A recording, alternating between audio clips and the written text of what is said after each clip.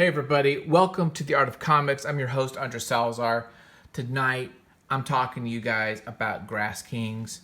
This is a quick little comic spotlight. You might recall, if you've watched some of my previous episodes, that I talked about Mike Kin's work in a comic I picked up in a 50-cent bin called Mind Management. I thought it was really cool. I really liked his art. I thought he did some really cool, interesting ideas. So I wanted to pick this up. I heard good things of it, and it was a nominee for an Eisner, so I like to get those. I love the cover. I love this freaking cover. And I think the cover is definitely, designed well, perhaps rendered a little bit better than some of the interior stuff, but I think it's good. I like the art. Let's go ahead and dive into Grass Kings, okay? Let's just kind of take a little gander here. I won't go through everything about it, but I'll just kind of like hit some highlights. I really like, again, as you guys know, I'm a big fan of watercolor stuff, so when I saw this, I was like, oh, this is actually pretty dang cool. I dig this. I like the kind of looseness, gestural kind of watercolor sketches. And I think that when you can tell story that way, that's really kind of exciting for me. So I dig that a lot. This story is about this little annexed, or not really annexed, but it's this little like independent land. And I'm not sure if it's necessarily Indian territory or not, but for some reason they're kind of like on their own and have their own like law enforcement. Okay, and some of it is potentially their rights, and some of it is the neighboring town is letting them just get away with murder. But there's been no clear mention of reservation, although there is in parallel this old story of these Indians, and so it's definitely Indian territory, right? Which was all of the United States actually at one point. So, but we learn about the Indians and what they kind of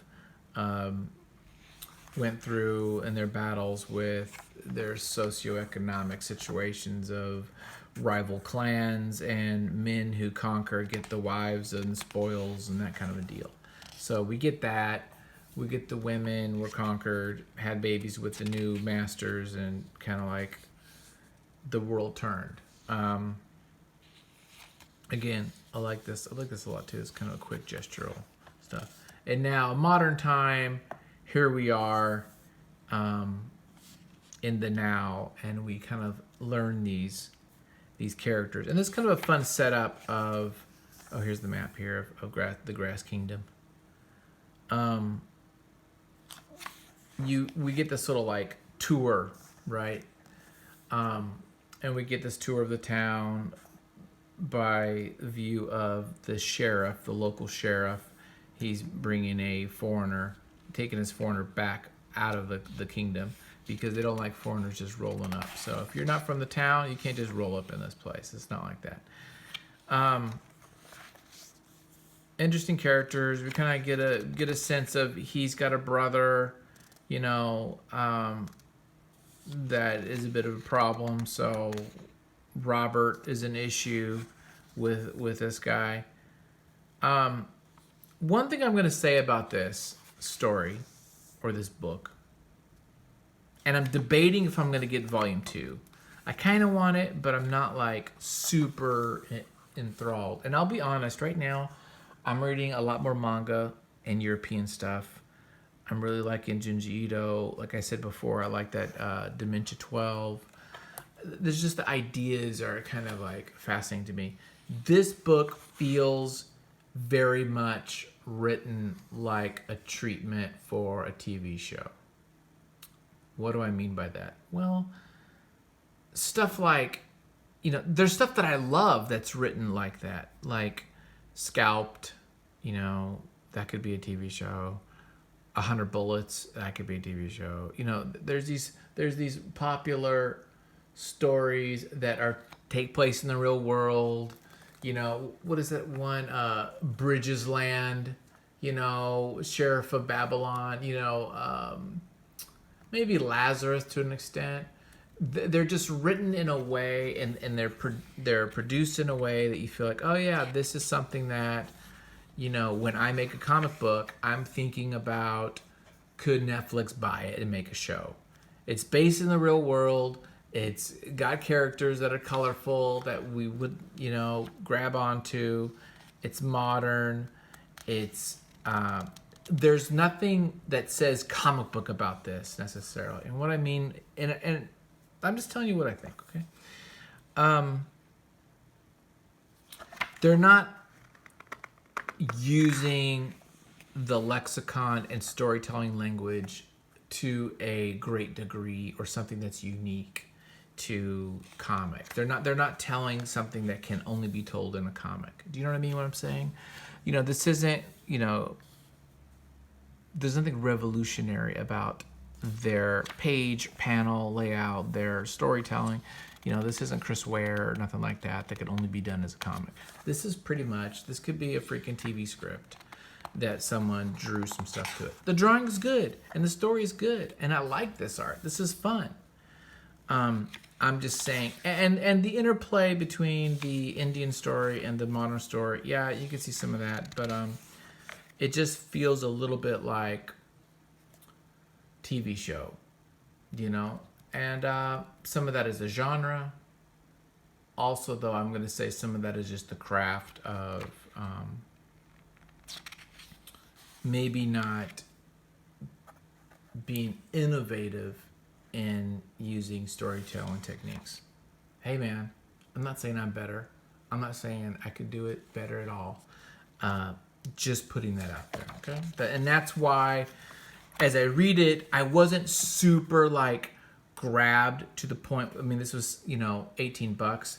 I wasn't like, oh my gosh, I got to get book 2. Where there have been other books where I am like that, like Lazarus. I freaking thought that was brilliant. And I'm doing a story that's about the South, and so maybe there's a little bit of that trailer park stuff that I'm already doing, so I don't know. Anyway, the story goes like this. The cop has a brother named Robert. Robert's a drunk due to the fact that his daughter died and ruined his marriage, and now this foreign girl, who is the wife of the rival city's sheriff, comes into town, seeks his help or shelter, and so now Robert is going to cause problems with the neighboring town and cause a damn war. By the way, did I tell you some of these things I just love? I do love this. I do love this art. I do like it a lot. So, causing hell. There's going to be a war, as you can imagine, and they bring in this thug guy. The thug guy gets zapped. It's good. There's the battle in the end where they're having a little war between the towns, and it ends with I really like some of these covers, by the way. Really great stuff. It ends with them like, oh shit, what are we gonna do now, right? Pretty much. Yeah. Something to that effect of like, okay, what do we do now? Now we've got, they're kind of like investigating now, maybe going back to Robert's kid, how Robert's kid died, and that there's a potentially this serial killer that's in the grassland, right? So you got this like old story, missing kid, a serial killer that lives in this annexed little town, this little trailer park area, and the local, across the river town has got beef with this little place, and so there's this war and all that stuff. I don't talk about books that I don't care for on this, okay? I read this as well, which is Doomsday Clock Part 1. I didn't care for it, so guess what? We ain't gonna talk about it. Boom. So I am talking about this because I think it's worth talking about. It's good. But I said my comments about how I feel about it. I'm not super motivated to get the second one.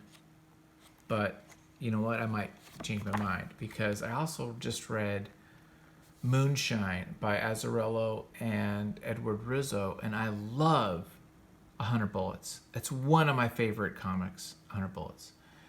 And I read that this weekend, and I just was disappointed. I was like, oh man, I do not want to get the second volume. And if you don't get me an $18, then I'm tapping out, because for $18, I'll go buy the Topi book, Sergio Topi, or I'll go buy an old Monera. I'll buy something that really kind of like gets my juices flowing. So I don't know. It's good. There you go. That's it. Thanks you guys for watching. I really appreciate you guys. Subscribe and hit the bell icon, all that jazz. I'm throwing up videos all the time. Be safe out there during the pandemic, and take care. Bye.